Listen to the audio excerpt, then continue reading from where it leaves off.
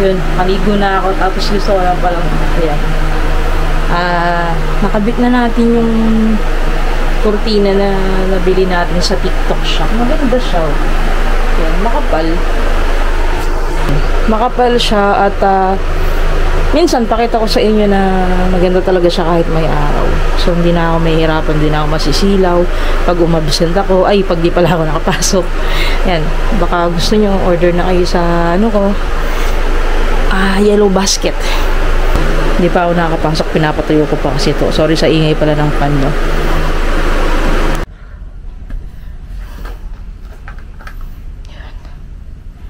Dito na ako sa dorm.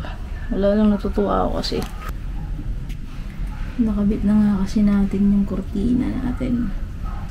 Papahinga lang ako, kakain ako, hindi na ako magbibihis, tapos alis na ako, ako sa amin.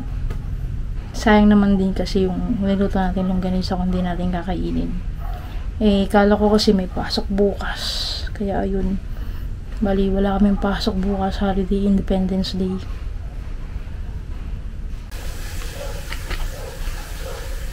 Dito ko na lang nilagay para tatapon ko na lang. Tapos yung mantiga nung pinagprituan kanina.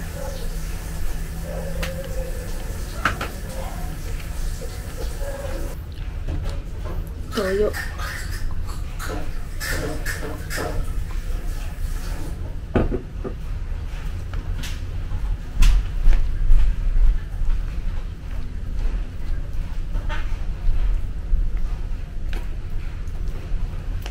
Last week kasi hindi rin ako nakauwi. Kaya uwi ako ngayon. Tapos uwi uli na Sunday.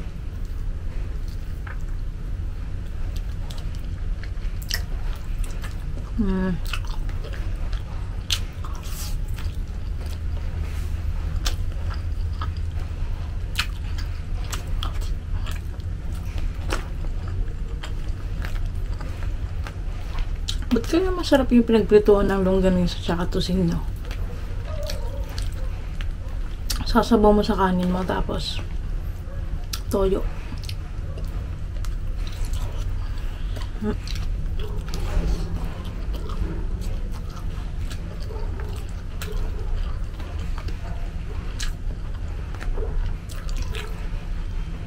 Buti din na panis na.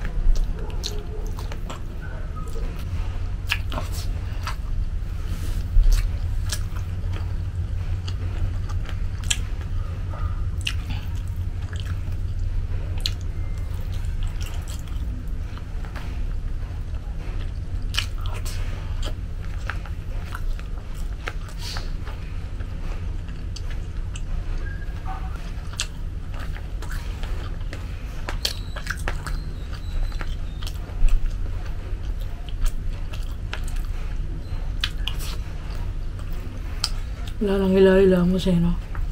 Hindi pa rin kasi ako nagbugas ng kamay. Baka pasma ako.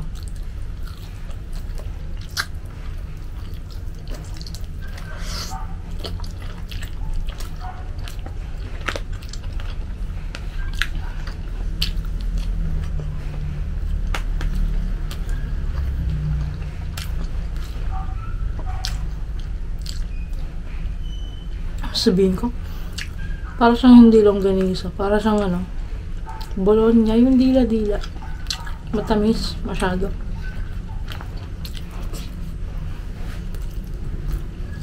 So yun, process talaga. Hindi gaya na mga homemade na longganisa. Nakita mo pa yung mga taba-taba tsaka bawang.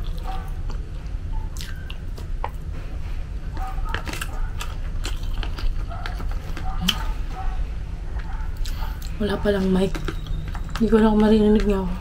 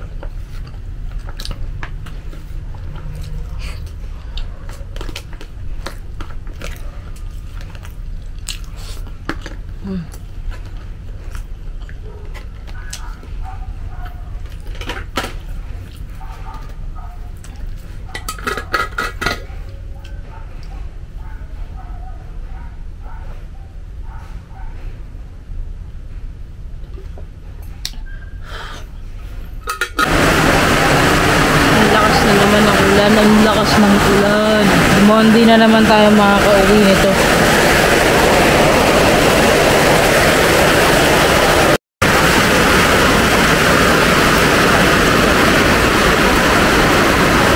Dito ka pala.